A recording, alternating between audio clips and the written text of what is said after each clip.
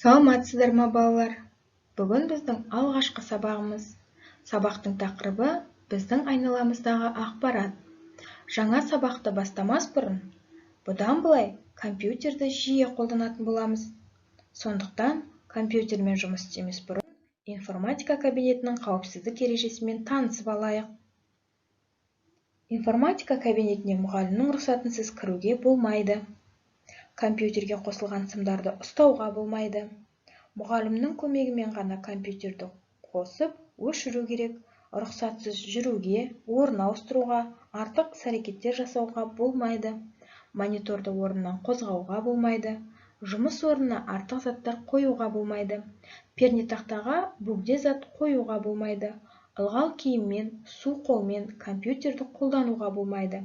Компьютерде жұмыс жасағанда тамақтануға болмайды. Жағымсыз иістер мен дыбыстар байқалса, мұғалімге дереу хабарлау керек. Сонымен қатар, компьютер алдында дұрыс отыру ережесі. Монитор мен көздің арақашықтығы 60-70 см болуы керек. Екі аяқты еденге түзу қою қажет.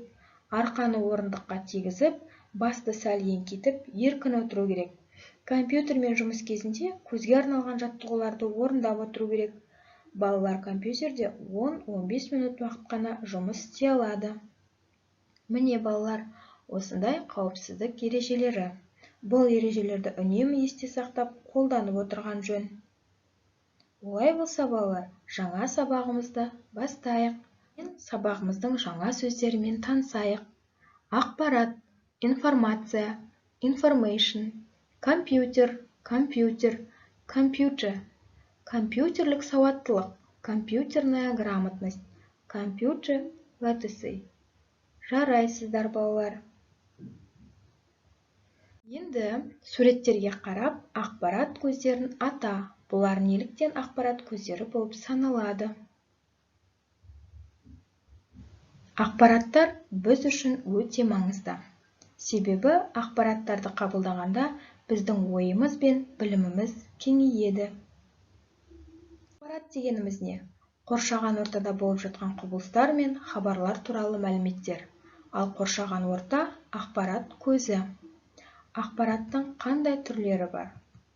Дыбыстық ақпарат, графикалық ақпарат, мәтіндік ақпарат және бейнелік ақпарат. Сонымен қатар, біз ақпаратты қалай қабылдаймыз? Көру, яғни көз арқылы, есту, құлақ арқылы, сипап сезу, қол арқылы, иіс сезу, мұрын арқылы, дәм сезу, тіл, ауыз арқылы.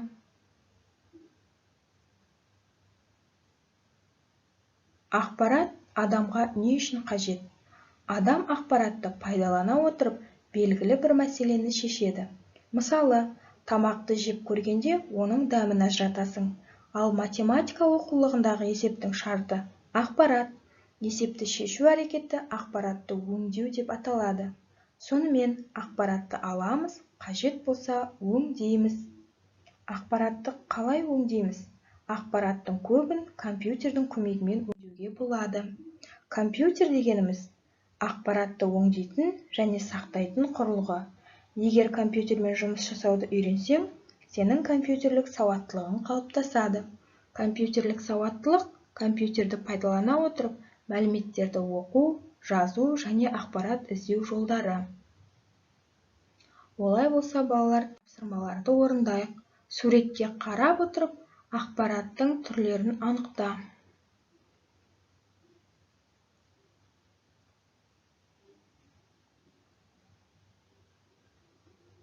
Балалар, тапсырманы орындап болсақ, дұрыс жауаптарын қарайық. Дыбыстық ақпарат, мәтіндік ақпарат, графикалық ақпарат, бейнелік ақпарат. Келесі тапсырма. Суреттерді сәйкестендір.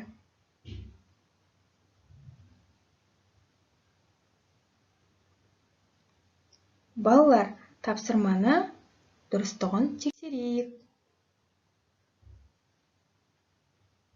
Олай болса балалар, бүгін ақпарат атауымен таныстық. Ақпараттың түрлерін ажырата аламыз. Ақпаратты алу түрлерімен таныстық. Үйге тапсырма. Ағаштар табиғи ресурстарға жатады. Табиғаттағы ағаштардың кейбірін адамдар пайдаланады. Сен оған мысал келтіре аласың ба? Жалпы ағаш туралы ақпаратты қалай алдың? Қайдан білдің? Балалар, бүгінгі сабағымыз ұнады ма сіздерге? Жасыл, бәрін түсіндім. Сары, түсіндім. Қосымша мәліметтерді қажет етемін. Қызыл, сабақ түсініксіз болды. Осымен сабағымыз аяқталды. Сау болыңыздар.